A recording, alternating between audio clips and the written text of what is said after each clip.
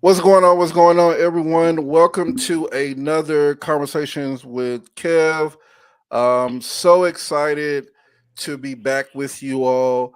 Um, this is this six-part series that I started. I cannot believe that I'm on week six of this six-part series. It has definitely been great having these conversations and great with my guests. And so, I've been talking about it the last 2 weeks, and I've been saying, "Hey, I'm gonna do a little twist. I'm gonna do something different."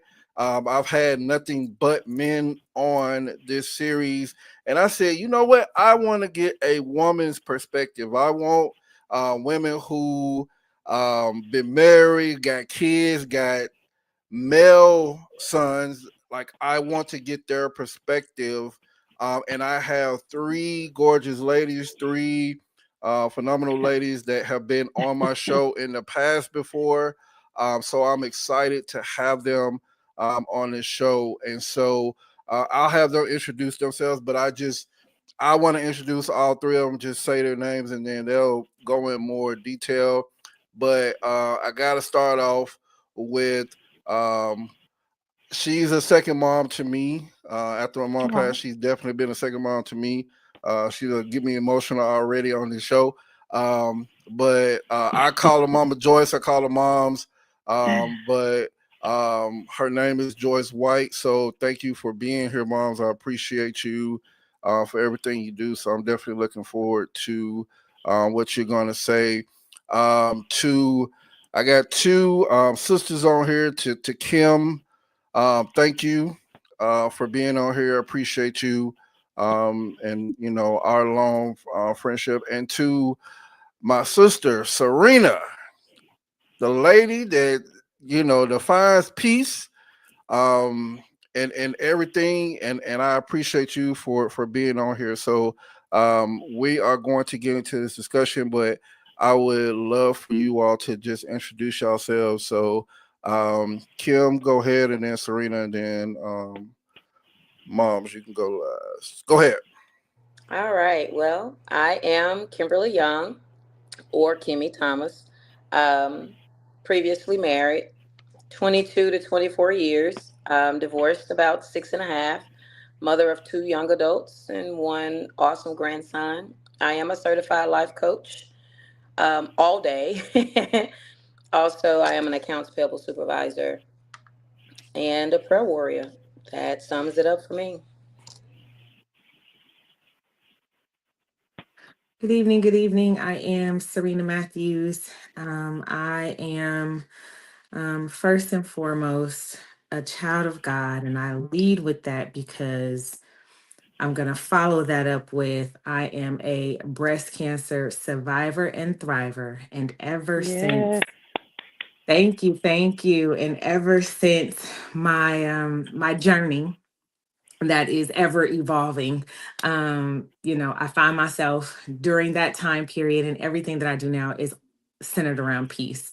And so, hence the peace influencer.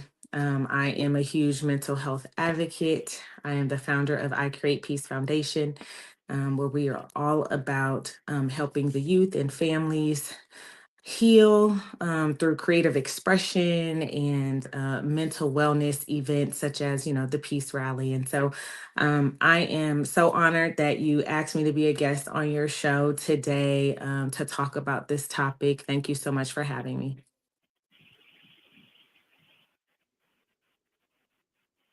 All right. I'm Joyce White, and I'm recently retired, about year and 5 months. Um, but I am a grandmother of five, and then I have a son-in-law, and then I have a son, Kevin, and I have a daughter-in-law and a son. But one thing that, and I've been divorced about 25 years. One thing I can truly say about with this experience is, through divorce is that I am a big advocate of family. You know, broken homes are not easy on kids, and I've experienced that with my own.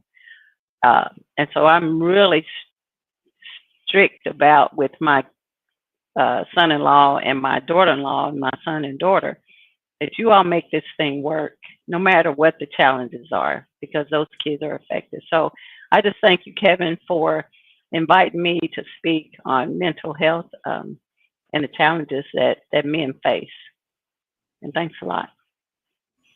All right, no problem. Thank you all again for joining. So, I did a recap last week. I went through parts one all the way through four, and I just talked about the things that I talked about with my guests. So, I'm going to incorporate that into our conversation tonight, and I'm gonna get you all's perspective. But the thing that the first question I want to ask you all is, why do you think men face so many challenges when it comes to mental health?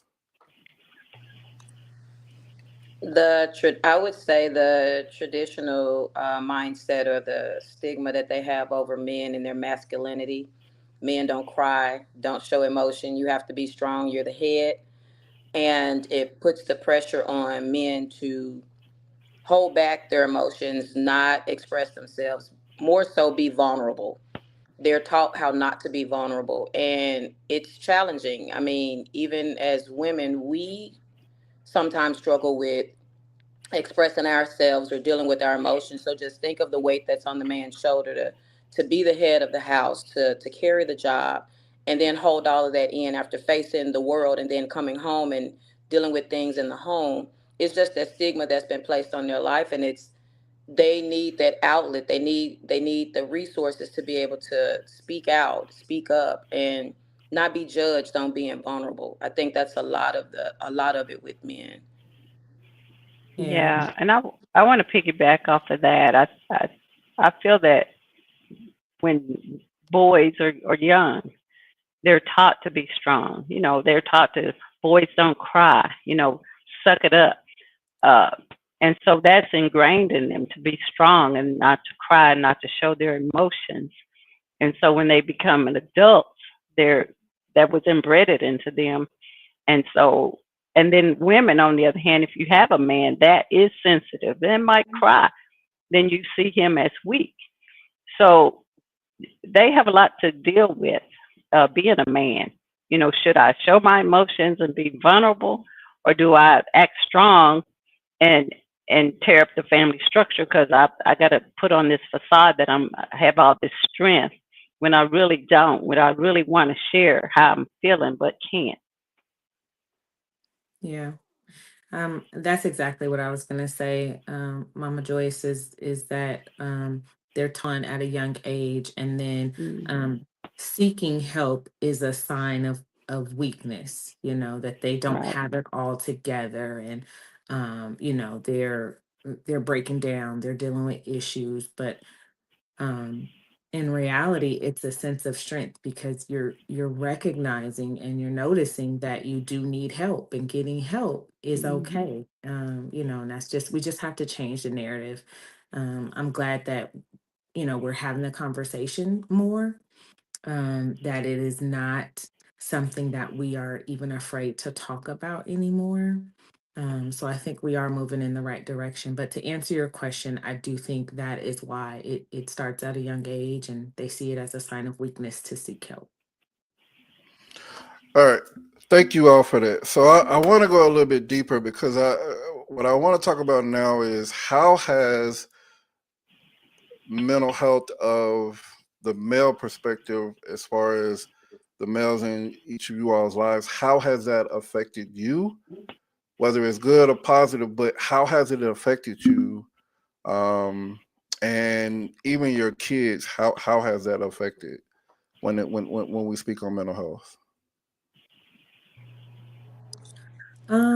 So for me, I grew up, mm, I won't necessarily say that I wasn't able to talk about like my feelings or have open conversation with my parents. I think in my generation, by the time I became a young adult, I don't know what it was, but there was something in me that was like, no, I need to have these conversations. So then I actually started like having those conversations with my mom and talking to her about like what I was feeling. And I think because of that, I make sure that I have those conversations with my children now. I'm the mom of three boys.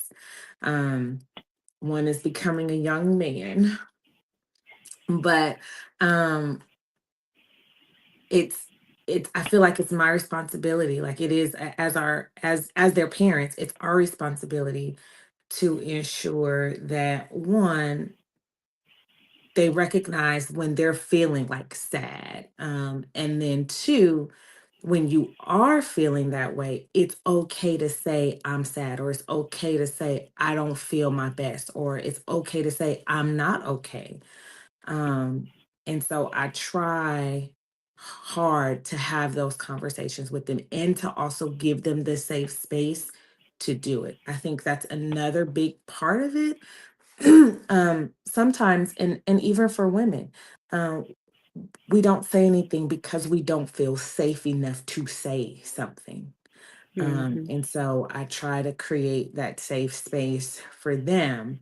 But I think it's really important to start when they're young, so that way when they grow older, they recognize it, they recognize the signs, and then they're not afraid to speak up and say something. Now, I will say I have one in particular who has no problem like expressing his feelings. I have one who chooses wisely when he's going to express his feelings, and then I have one where I have to actually like pull it out of him. So I've kind of got three different personalities going on. But it I think it's really important to just start when they're young. But for those who are older, who didn't have that opportunity, it's just making sure people have a safe space to express how they feel. I don't know if I answered your question, but yeah.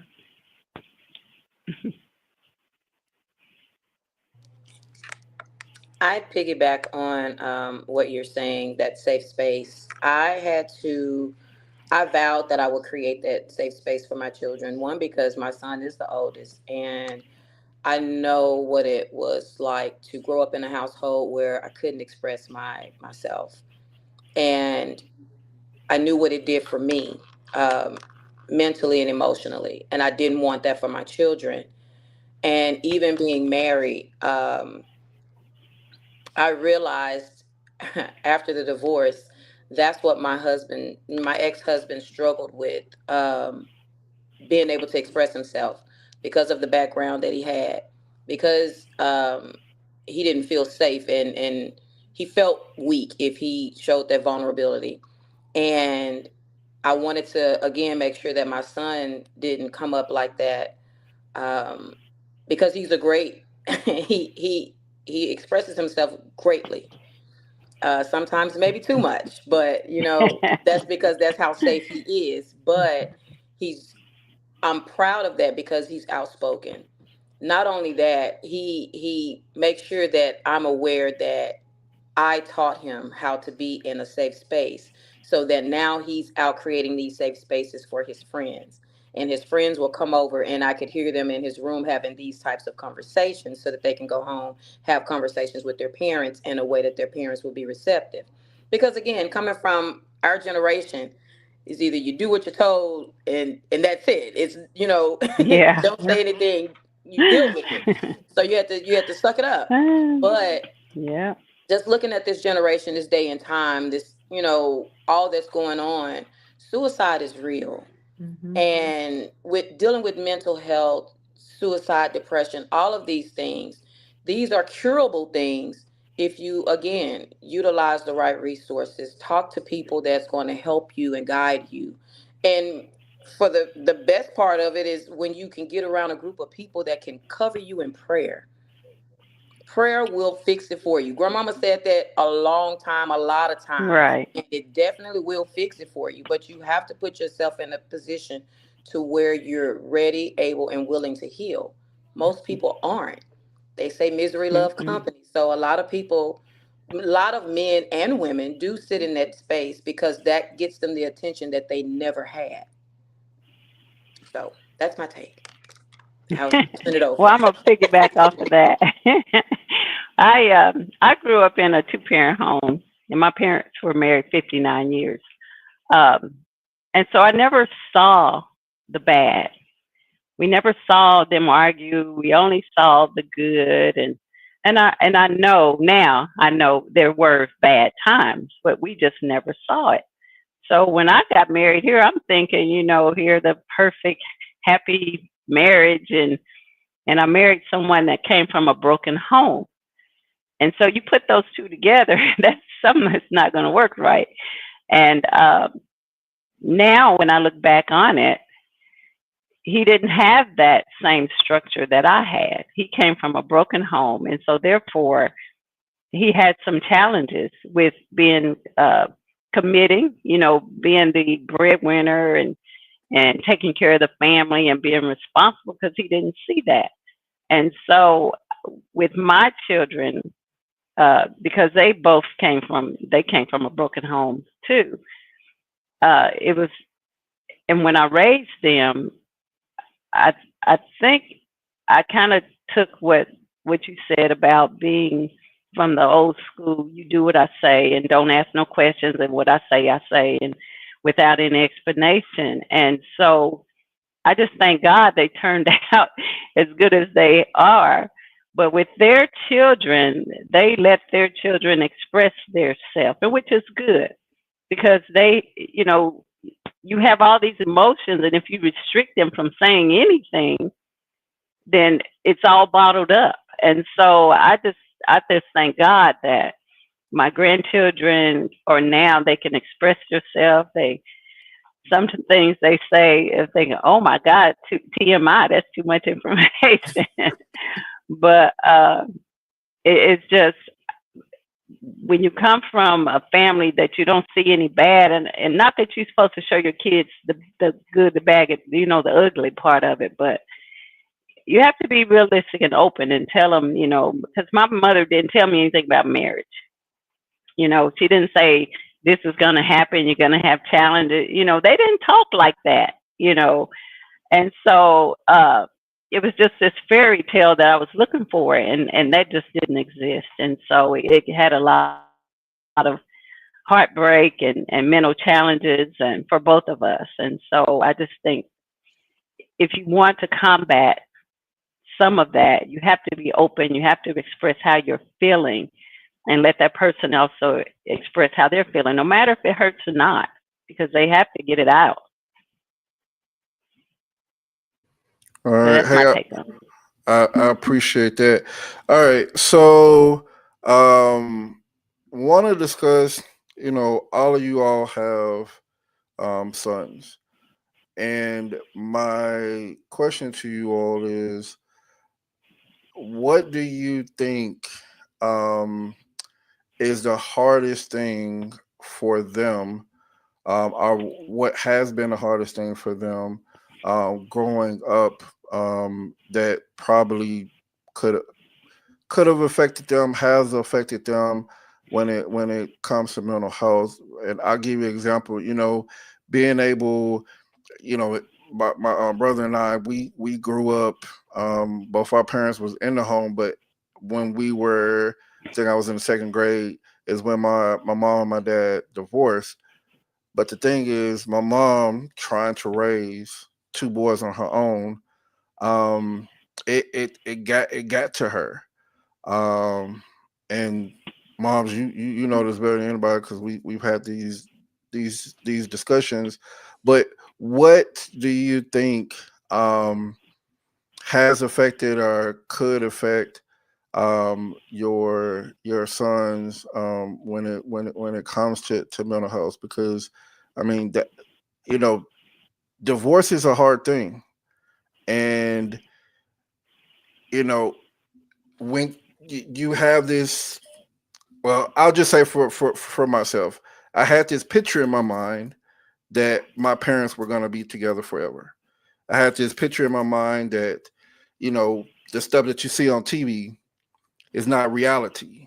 reality sets in when you're dealing with it head on, and you're dealing with the fact that you see your dad walk out, and you can that's the memory that you have embedded in your mind, that your dad walks out, and it's just you, your brother, and your mom now trying to make it, and you see your mom hurting, but she's out there trying to do the best that she can.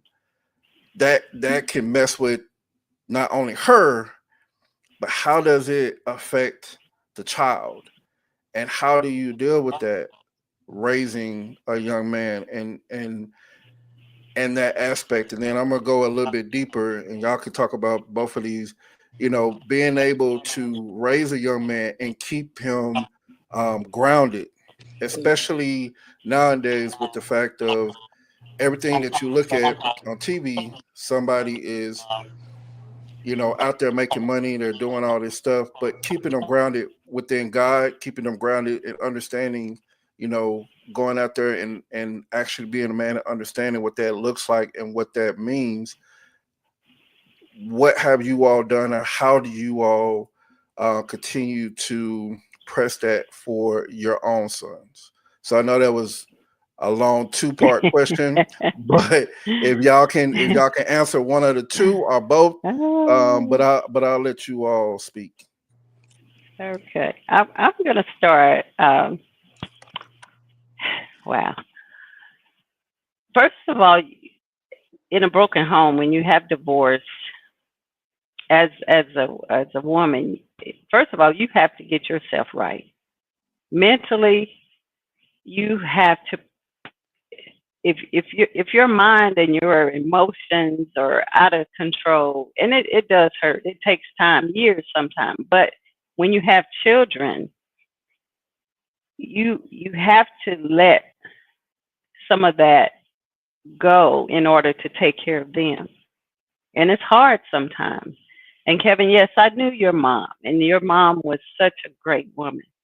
But I think because of the circumstances within her marriage and in raising two boys, uh, what you said, she thought they were going to be together forever, but it didn't transpire that. But she did not let that go. And so when you don't let things go that are deeply hurting you, it does mentally affect you and the children. And so I raised my son. Um, I was hard on my kids. And I think I was hard on them. Once, I was a single parent. Two, they didn't have a father in their life.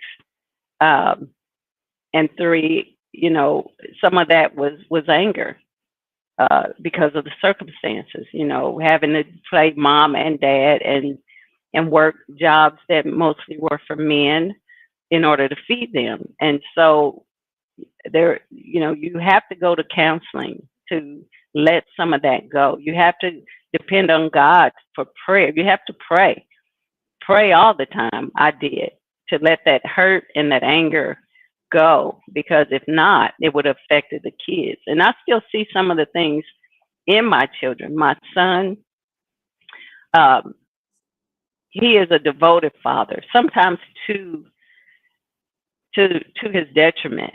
And I think that's because he didn't have a father. And so he is there.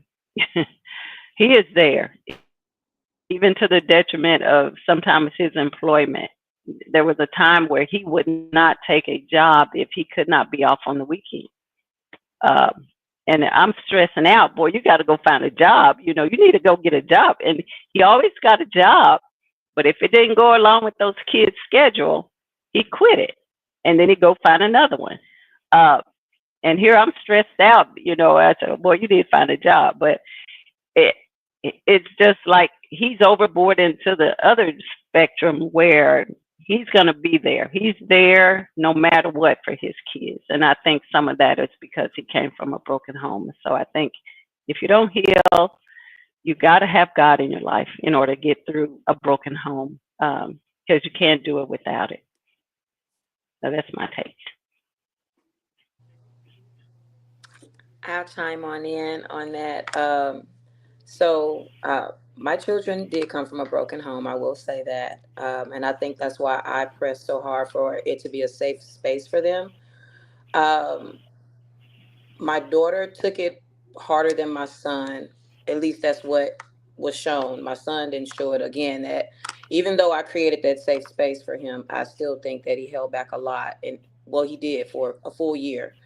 But my son's father died when he was 4, and I think that was the beginning because one, he didn't know how to express himself, even though I left that door open for him to do so.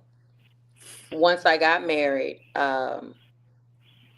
it was later on that I found out that the connection between them two wasn't there because my ex husband always had in the back of his mind, he's going to tell me one day, you're not my dad. So there was a difference in how he treated them. That created, because that was part of our conversation when he finally opened up. And then also looking at how my daughter got away with a lot of things, but he was very, very hard on him. And his verbiage today is, I was blessed to have 3 fathers. One God took away from me. The other God showed me through him what not to be. And then the father who I look up to every day. So it Amen. makes me proud to hear him talk like that.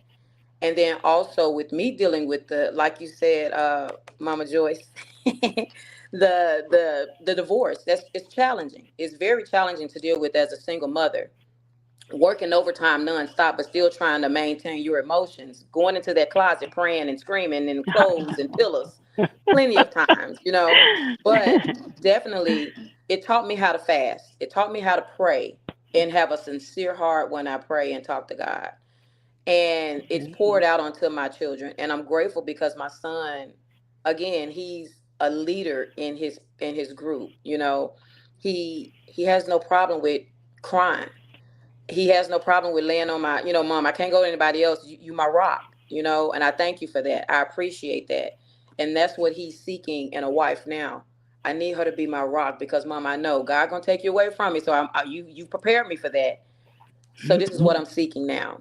So again, it all ties back to the safe space, the making sure you as a mother have yourself together to be able to parent these children. No, I'm not a man. I can't teach them how to be a man, but I did the best that I could. And the best that I could has him on the right path, and I'm grateful for that. Doesn't necessarily mean that he won't still show aggression because that's part of the mental.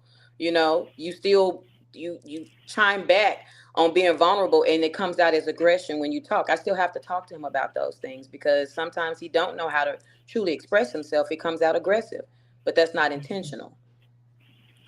So, That's awesome. I think for me, I'm gonna try to answer the second part of the question on like kind of what I see. Um, you know, some of the challenges. I'm just gonna say in today's society and culture, the kids are off the hook, y'all. The kids, they off the hook. Okay. I'm just gonna put it out there. Um, they are. I mean, you really have to watch. I mean, not that you didn't have to before, but you really have to watch. You have to be vigilant. You have to be on top of things, and you have to be sure that you as a parent are teaching your children and not society, not the friends at Right. school, like not what they see or come across on YouTube or not what they're, might come across in a video game, which is why they have timed, access. Because there is too much access for kids these days. And that's why I say, kids they off the hook. And so helping them navigate through that. And I think that's, why we have like a lot of open discussions. Because I feel like I still experience like some of that being on social media. I come across videos and things like that just as a parent. But then I also can relate to kind of what they're experiencing now and have those open conversations, prepare them. I mean, just like, before they went to middle school, I sat each of them down and had that talk about kids are different in middle school. You go from, elementary school, everybody's all friends, and then you get to middle school and, you know, some kids you're going to come across some kids that are not so nice like you experienced in elementary school. And it's just, I try to prepare them as much as I can. Now I can't prepare them for everything and I don't know everything that they're going to experience, but I try to get ahead of it as much as I can. Um, and I think, answering that second part of the question of what I think, would affect them. I don't know at the moment. My children are still very young. I have a 16-year-old, a 12-year-old, and an 11-year-old.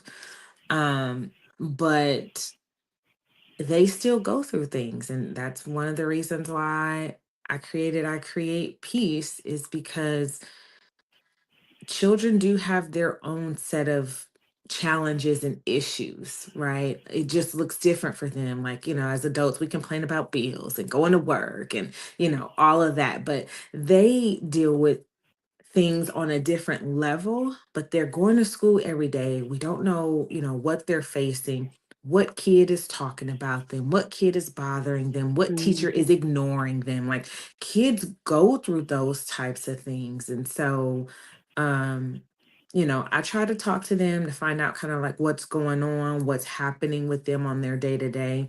Um, and I step in. If I have to email a teacher, I'll email a teacher. If I have to show up at the school, I show up at the school. But I want them to know that they are supported, and that I support them. But yeah, it's kind of hard to answer that question, Kevin, on like what do I think would kind of, you know, it not necessarily be traumatic, but would affect them or impact them as they get older.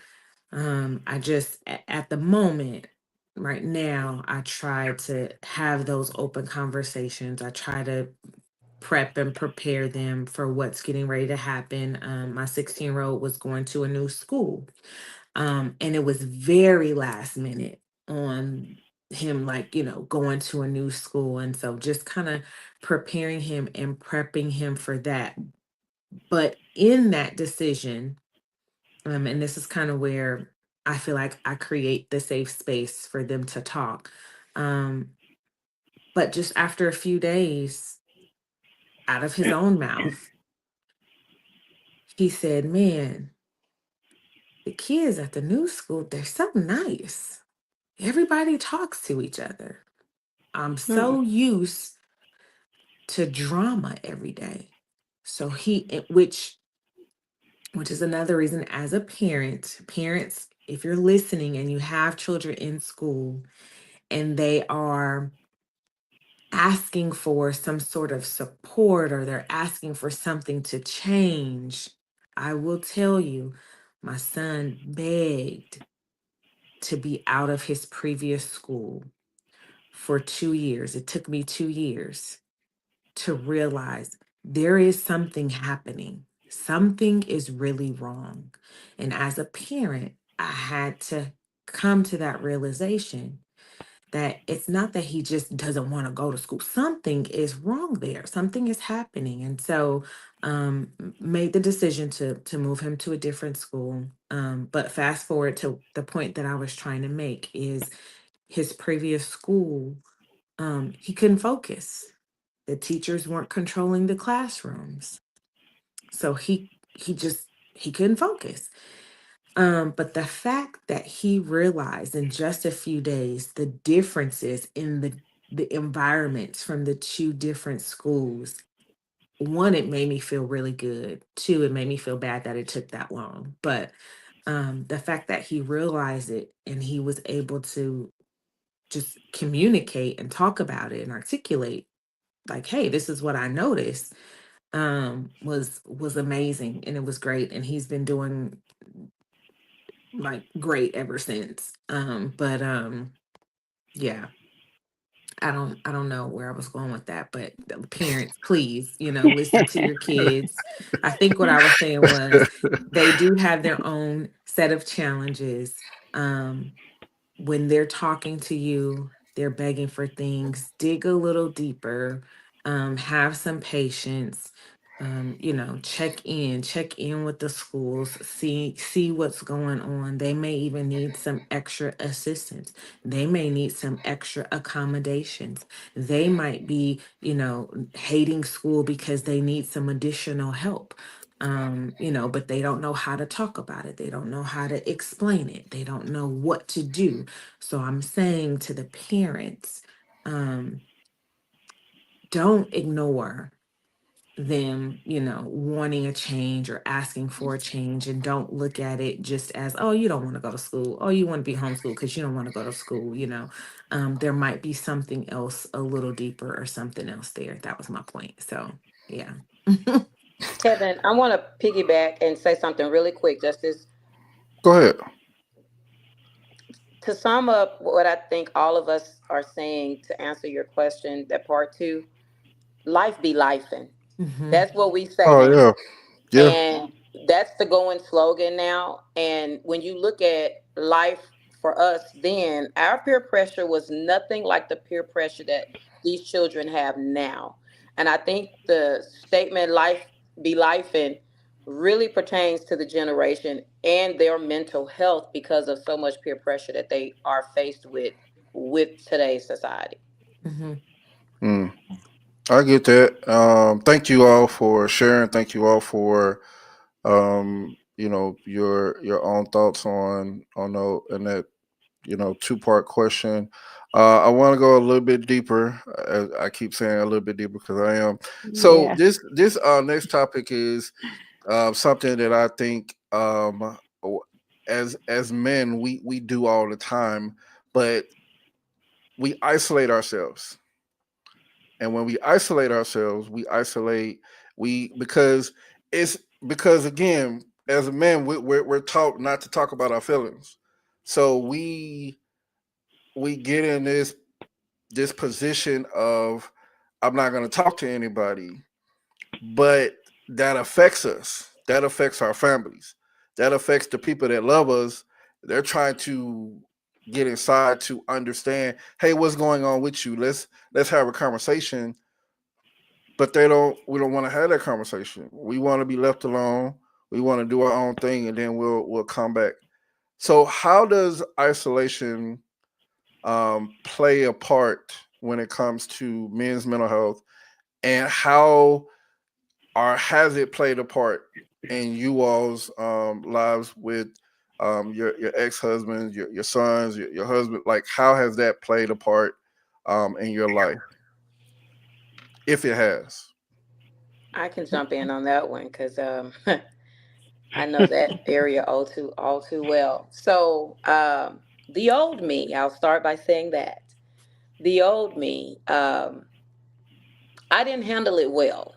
My ex husband was not a great communicator. He was definitely a male that isolated himself when, if a job didn't go right, he didn't want to talk about it. If the finances weren't right, he didn't want to talk about it. Um, Helping him, me trying to help build him up emotionally, letting him know that it's okay, I got your back, that didn't matter to him. Again, thinking about his background of not being able to communicate in his home, it bled over into our marriage. And I'm what you call a Miss Fix It. I want to talk about it. Let's work this out. Let's come together. Teamwork. I'm the teamwork makes the dream work. Perfect Patty. Is what people would used to say, because I wanted everything to be right, and my pushing and nudging made it worse. Not only did it push him further into a corner because I didn't understand, um, I began to get angry and upset. And my husband, No, we lost her. We lost her. Maybe she'll come back. Yeah, Oh, she done went off. she'll probably come back. All right, one of y'all can go ahead and try to get her back. Okay. Okay. Well, I guess I can just piggyback off what she said, and that was probably the same circumstances with my marriage. Um, he was kind of withdrawn, didn't want to do anything with the family. The weekends we would stay in the house, just stay in the house, isolated. Um, and I didn't understand what was going on. Back then mental health was not talked about. It was just more like emotional. You're emotional, or whatever. But and so we became an isolated family. On the weekends. During the week we worked, but on the weekend we just stayed in the house and dealing with a marriage that was broken. But as far as isolation, I even with myself, I think it's good to a certain extent when you isolate yourself where you want to gather your thoughts and think. But when it becomes a habit and you don't want to be around people and you don't want to talk to anybody, you don't want to deal with issues, then that's where it becomes a problem and challenge. Um, but I think men and Kevin, with yourself, I become a Facebook stalker. I look at your posts sometimes and I can You tell, sound like your okay. daughter. You sound like your daughter. I'd say, all right, let me call him. What's going on? What's going on, Kevin? Um, or sometimes I don't even ask what's going on. I say, hey, Kevin, I just call and check on you. Um, and I think, with men in your life, you you should do that. You should check on them, because they got a lot going on. But I see you're back, so I'm gonna let you go ahead and finish. But yeah, that's all I wanted to say. And I do apologize, you all. My daughter is trying to reach me. So, but no, I was just to finish up what I was saying. My vocabulary wasn't nice to him, and it just pushed him in a deeper corner. And it affected me because one, I felt neglected. I felt like he didn't want to be a part of the team, and so I made sure, us women, we have tendency to try to make men feel what we feel, and it's not right. And so, and growing through that, and I say growing through, not going through, because going through is repetitive cycle. Growing through, you learn better, you do better. Growing through that, I didn't want my children to experience that. Even though they didn't see that part of us, the energies flow through the house. They could feel and sense when something is off. So Yeah, I wanted to make sure that I communicated with them. And there were things that I taught my daughter. This is what you don't do. This is how you push a man into a corner and make him feel he doesn't trust you with his emotions, his heart. And to teach my son that, hey, if this happens, don't just shut completely down. Just say, hey, let's take a break, let's take a breather, walk away, and then we can come back, and then I'll be ready to talk to you because right now I'm heated, or I don't feel like talking right now. But make sure that you're open enough to express yourself. Yeah. hmm Okay. Um. So when it comes to expressing yourself, do you?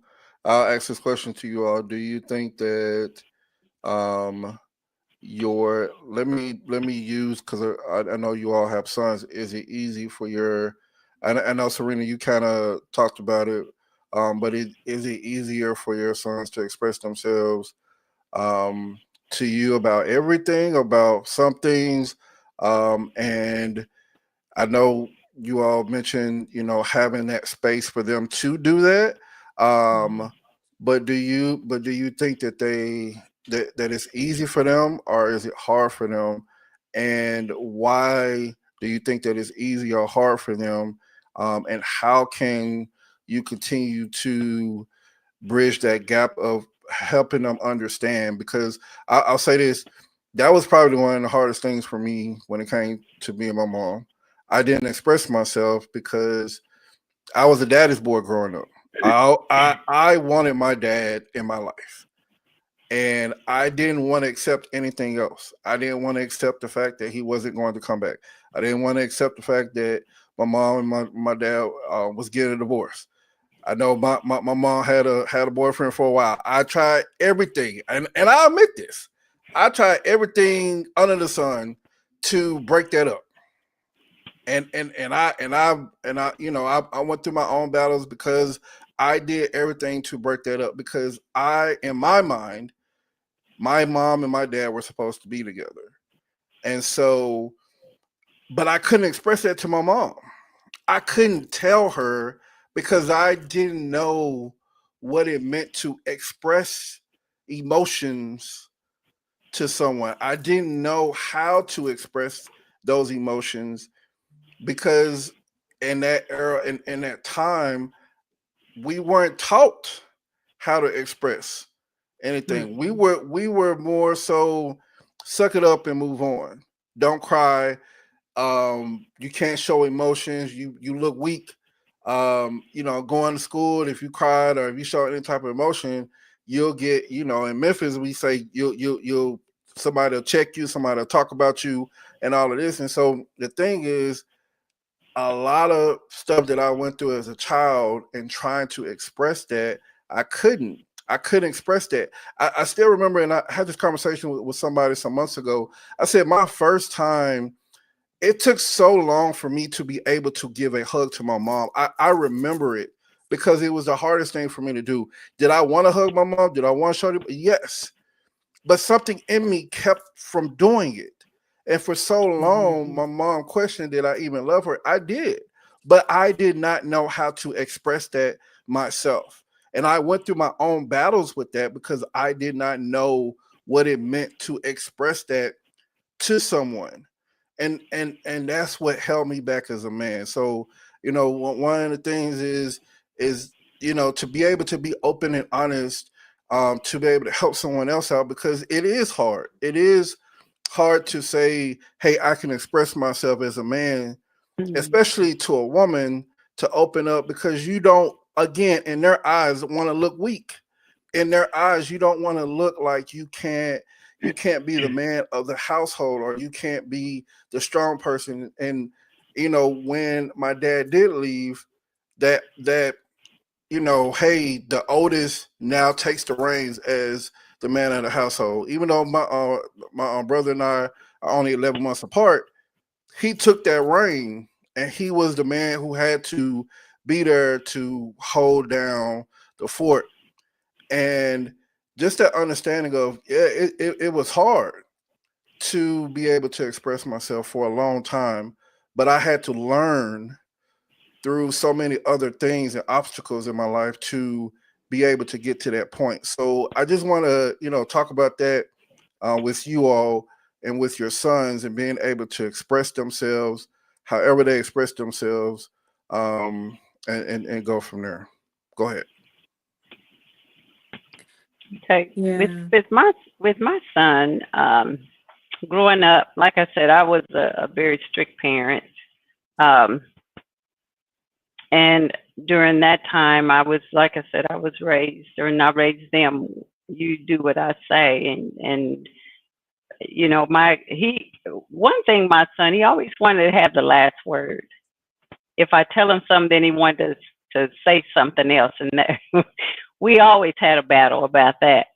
Um, but I think more so he looked to my daughter. She was the oldest, and she would sometimes act like his mom, and I would have to remind her, "Look, I'm the mama, you're the sister." But he gravitated toward her as as his older big sister, and so he shared with her more things than he would tell me. And so I just felt like, well, okay. And then she would come and say, well, did EJ tell you this? And I say, no, he didn't tell me that, or he didn't show me this. I remember one time, he played sports and he was having some jock issues, and he showed her his private parts. He wouldn't show me. I'm thinking, look, I'm the mama. I'm, I'm your mama. But they had that bond, and I thank God even today they still have that bond. But he'll talk to her more so and tell her things that he wouldn't dare tell me. Uh, but I just feel like if they need someone to talk to, someone that they can trust in order to share how they're feeling. If it's not the parent, let it be another person that they can open up to, and then that person needs to come to you and kind of share, what's going on. But they have to have someone that they can trust and talk to. Hmm. Yeah. Yeah, I, Yeah. I I agree. They definitely need to have someone that they trust and could talk to. And yeah, I try to create that safe space. And like I said, they all kind of handle it a little different. Um, I have one that, has no problems, have one where I've got to, it's a little struggle, and then one who decides if and when, they're going to share. But I also give them like that time. Like I let them know, I'm worried about you. I'm concerned about you. Like I actually say those words so that they can hear that I care. Like I notice that you're a little different. I notice that you're quiet, or I notice, there's something different. Um, and I just want you to know, if you need to talk about something, I'm here. Like if they choose just not to talk about it, because honestly and truthfully, they're still dealing with it themselves. Like if they're upset about something, so they've got to process it. So I do give them time to do that. But to I don't want them to grow up ever feeling like nobody cared. And we tend to think that when people don't ask us. Um, I know it's a crazy thing, we oh yeah, I used to ask you all the time, like how you doing? No, not just a how you doing, like we just pass it by. How you doing? How you been? No, like really asking what's going on, especially when you're noticing that something is different or you notice a change. It's good to say something. It's good to say it out of your mouth so that they can hear, oh shoot, like she noticed, like oh, she realizes. They need to know that you're paying attention. And so I do give them time to process and in their own time come to me and share. So those times do occur. That does happen. Yeah. I was gonna say something else. I can't think about it, but I will when it comes back to me. For me, I would just say with my son, it's been pretty easy when it comes to him expressing himself. Only because, like I said, I created that open space, that safe space for him early on. And granted, when we all went through the divorce, it took him a year to really truly express himself because his feelings were more so directed towards me. And I think that was the first moment that it really, really sunk in and changed my mindset of what mental health truly meant in children, because that boy broke me down. And, my mom, and granted, she had girls. It was the no cry zone for my mom. If I cried as a girl, you a punk. And I'm like, wait, I'm a girl. I was Right, created with right. all these emotions. But, my son, he broke me down because he was like, I I saw all the love that you gave, and I know how you love me and my sister, but you were okay with accepting not the same level of love that you gave. He said, and mama, that hurt me more than the divorce. That broke me down. He was like, I was concerned about you receiving the love that you gave out because you love us so hard, you work so hard. And at that time, I was dealing with a lot of health issues. And so it pushed me to talk more with them and to put a tag on every time I try to reach out. Like you said, um, about making sure that they understand that you're there, and that it's okay to cry, and creating that space. I always tag it with, look, I love you just like God does. That's unconditionally, no matter what. And there's nothing you can do about it. And in that, and doing that after every conversation, or when I notice when something is wrong for my son, um, he would let me know. Like, now I know, if I go in and I notice that he didn't come and greet me, he always greet me with a forehead kiss. And it's like he's Mhm. 23 years old, and he'll still come in and say, "Mommy, mommy, give me a hug. I missed you today." And then he'll lay in my chest like he was 5 years old. And I love that, because that's still his comfort space, you know. And I know when something's wrong, because he won't say anything. He'll close off in his room, and I'll go and say, "Hey, son, you good?" "I'm fine." Kids stay in their phone, so I shoot them a text. You know, this is what "I'm fine" means. So then I give him about 20, 30 minutes. I go back, I say, "Son, are you good, or do you just not want to talk about it right now? I'd rather for you to tell me that than to tell me that you're fine." And so he'll say, "No, I'll just talk about it when I feel like it." And I ask him, because, now this is the safe space. You're still working on it, even at 23. "Well, do you want a hug?" "No, mom, I don't." I'll test it by taking a step to him. If he don't say anything, he getting a hug. In that moment, he breaks down. In that moment, he go ahead and he started telling me, "Mom, I just don't know. I just don't know." And I'd be like, "Just wait. I'm gonna let you have your time." I hug you, I love you, kiss him, and I go on. And I say, "Come to my room and talk to me when you're ready." If I take a step to him and he be like, "Look, mama, I don't want it." I'm like, "Okay, have your way. Whenever you're ready, come and talk to me." And when I leave out, just remember, I love you just as God does, unconditionally, no matter what it is. I got your back. You say I'm your rock. I'm your Mhm. rock for a reason. So come and talk to me. It works. My daughter, that's a whole horse in another color. That's another session. Them girls, something else. They something else with themselves. But for him, that Ah. works. That works for him. I love Amen. that. Amen. I love that. So I want to this last thing, and I wanted to say this for the last thing. All three of y'all are strong black women in your own right, and everything that you've been through, and everything that you continue to do and strive for. Um, I've learned through my mom, through watching you all, through watching a lot of strong black women be able to hold down the household, do all this. I mean, you all are the real heroes, because you all are able to, take care of your spouse, take care of your kids. You know, I never knew how my mom did it. To be able to hold down a household and push through.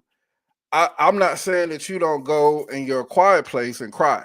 I'm not saying that you don't go in your quiet place and say, "God, like I don't know how I'm gonna get through tomorrow." I don't. I'm not saying that you don't go and sometimes just say, "I want to give up." But the thing is, when it comes to mental health, I feel like that not and I say this is that when it comes to women, y'all are on a different level, because it's like y'all are holding the whole family together. Y'all are trying to encompass dealing with your spouse, dealing with your kids, and being able to hold everybody together. You are the glue of the family, and I recognize that, seeing that, even talking to my brother, and mom, this, talking to my brother about my sister, and how, he said, "Man, can nobody else deal with me?"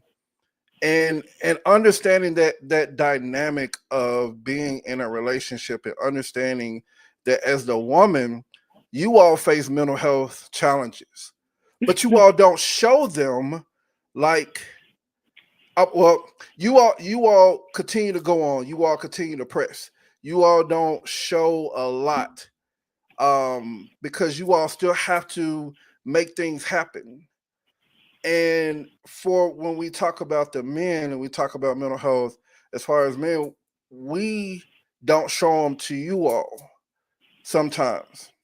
But I feel like if you show it to the one who cares about you, the one who nurtures you, the one who's there for you, the one who's praying for you, even when you're not physically in the vicinity of that person, but they're still praying for you. They still are there praying for your kids, praying for everyone.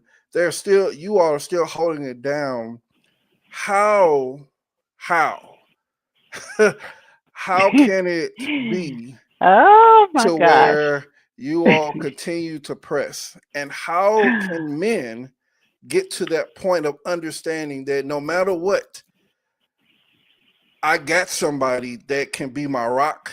I got somebody that can be the person that I come to when I'm down. Yes, I got God, but physically, to be able to have that nurture of I got somebody that I can go and talk to and be able to say what I need to say. I might not be able to express everything to you, but I find comfort not only in God, but I find comfort in you as a spouse, as someone that I can confide in. How can men get to that point? Because you all are at that point. Like you all are, as I've heard over and over time again throughout the years, you all are she heroes. You all were a cape, and it's like y'all are, superwoman, because y'all take that cape off, y'all put it on, and y'all continue to go. I mean, y'all can make a whole meal out of 5 cents. I am exaggerating, but I'm just saying, and I'm being real. Y'all can turn a rice and beans into a whole week's meal. Whatever y'all have to do to make sure that people are taken care of within your family. But how can the man get to a point to where they let their mental health go, as far as understanding that I got to be able to talk to somebody, and that person can start with you.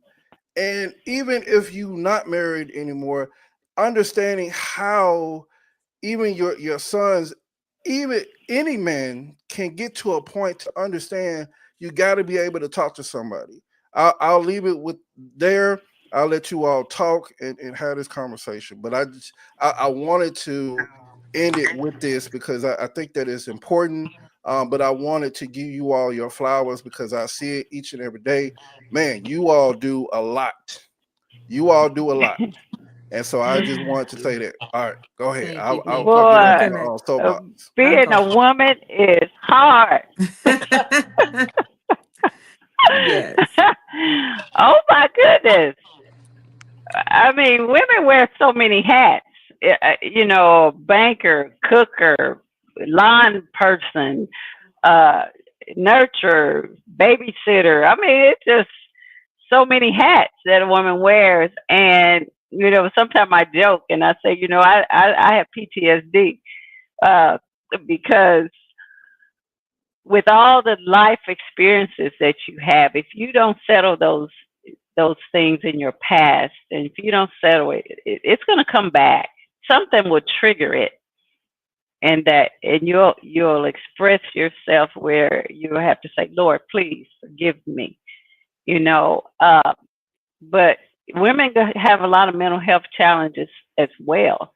Um, being single and divorced and um, trying to have another relationship and a failed relationship. It's a challenge. It's mentally challenging on you. And so, as a woman, if I didn't have God in my life, I just don't know where I would be. I just do not mentally. He has sustained me over these years. He has, you know, grown me into the person that I am, and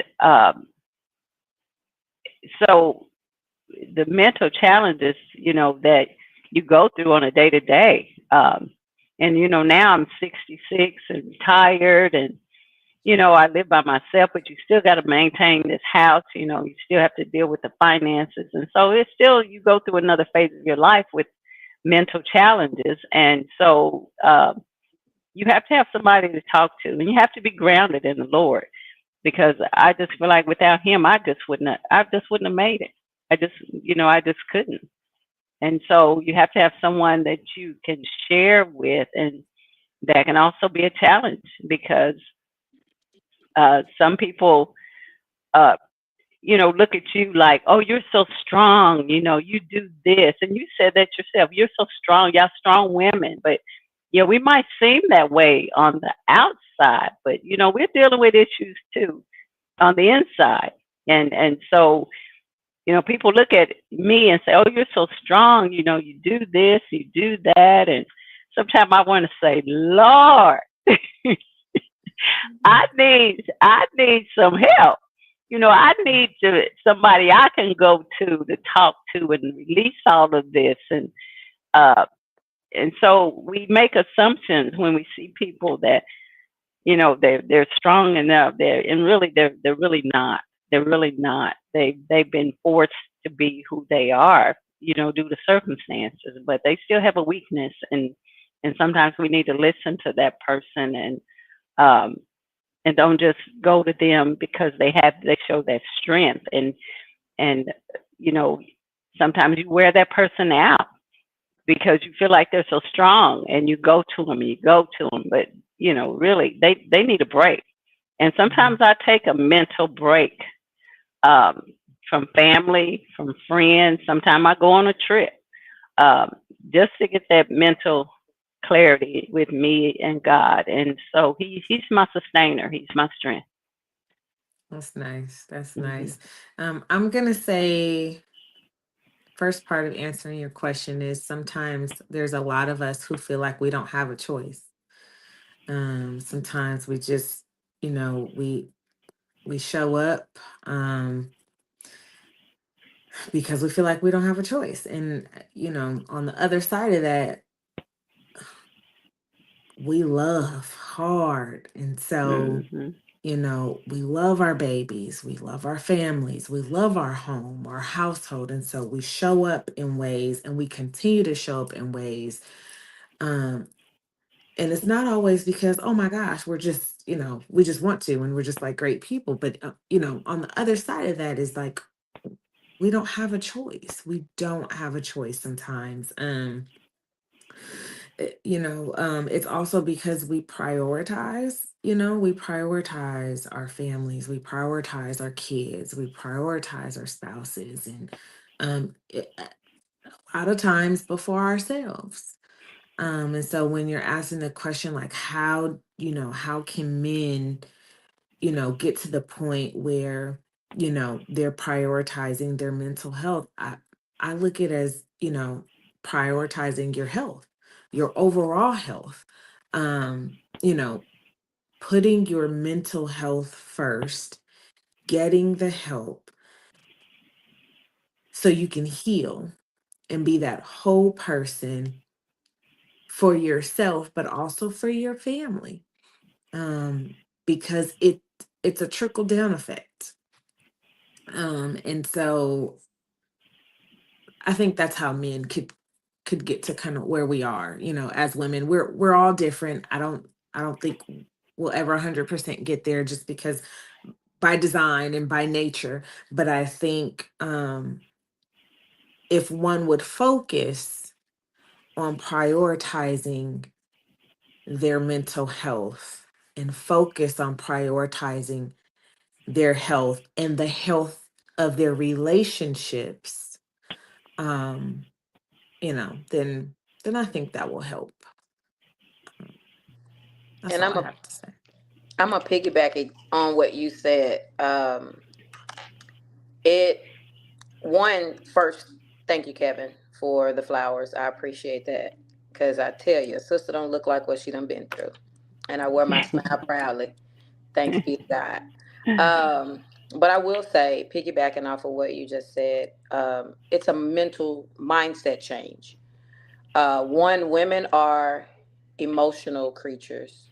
We think, act, and move off of emotions mostly. Men are logistical thinkers. It's all about logistics. Their mind is constantly going. Work after work. What can I do here? What can I do there? Fixing, making sure the house is this, making sure it's always on the go because they have to get the logistical standpoint of their life. And if men get to a place to where they change their mindset, do a mental reset, That's that self care, self love. Men have to have it too. And a lot of men don't take the time for that because their mind is constantly in go mode. If they take a step back, having the support that they try to be for their families, if they have that person that could be, or just begin to support themselves. Because for me, I'm that act like a lady, think like a man, you know. um, I had to teach myself that. I did. And I resonate mentally with a lot of men. And that's even in my coaching. Shockingly, a lot of men reach out to me because I understand them. And if they take that time to slow down their mindset, take a break, take a breather, journal, whatever they can vocalize to someone, write it out. Let me tell you something. I done wrote out some stuff and it done went through 2, 3 pages. How hard that anger was, that frustration was. It's helped a lot of men that I've talked to. Write it out and you can go breathe about it. You know, have a glass of have your shot with you if you need it while you're Mhm. writing it out. It helps because you have to have some type of outlet, because Right. again, it goes all the way back to the beginning. Young age, they were taught to hold it in. You better not let it out. This is why men don't go they don't see counselors. They Right. won't go get counseling and seek the help, because again, that's weakness, and no man wants to be looked at as weak. For any man that's listening, take the time for yourself. Self-care, self-love, mental reset. You need it. Mm. Yeah. Yes. Mental Yes. reset. Oh, Mental reset. thank you all for tonight. Thank you all for sharing. Thank you all. I pray that um, this conversation will bless someone that's listening, someone down the line that will listen to this. Um, and I thank each one of you all for coming and being open and genuine and vulnerable to open up and talk about some things that a lot of people probably not ready to talk about. So I thank each you all. I want to say this series has been impacting. It has been therapeutic for me. Um, I thank God for really dealing with me with this because it has definitely been hard. I have learned a lot. I have gained a lot of wisdom, and I continue to be obedient to what is on the heart of me to be able to share with people who listen and for people who it might be their first time listening. And so I thank God for that. And so this series has ended, and man, what a series it has been.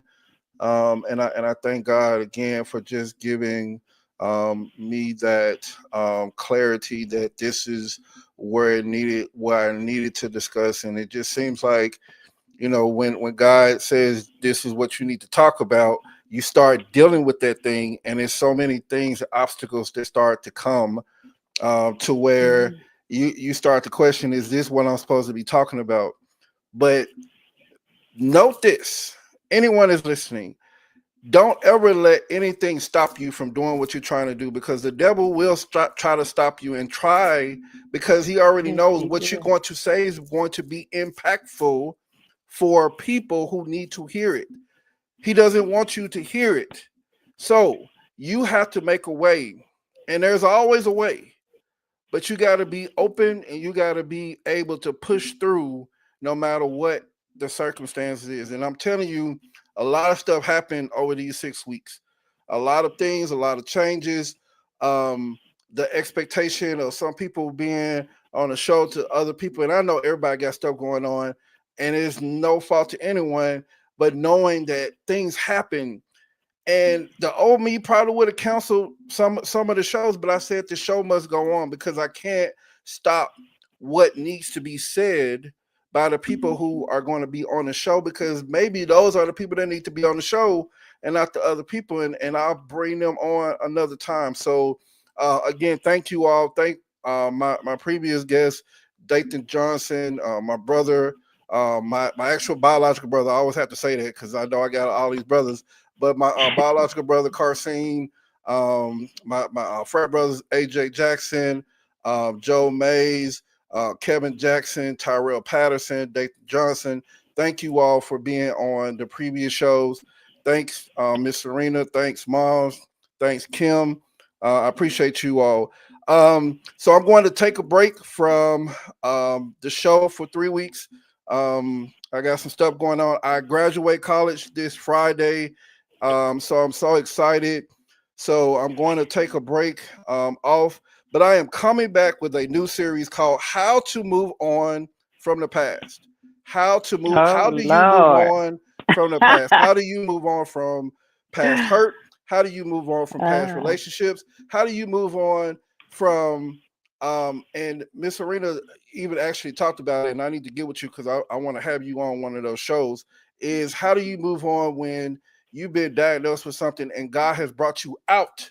How do you move on? And you have shown it through your own business. And I'm so grateful to be in the presence of someone who has been able to push through and smile throughout everything that you've been through. And so, how do you move on past through all of the past hurt? So I can't wait. It's going to be a 4-part series starting 18 November.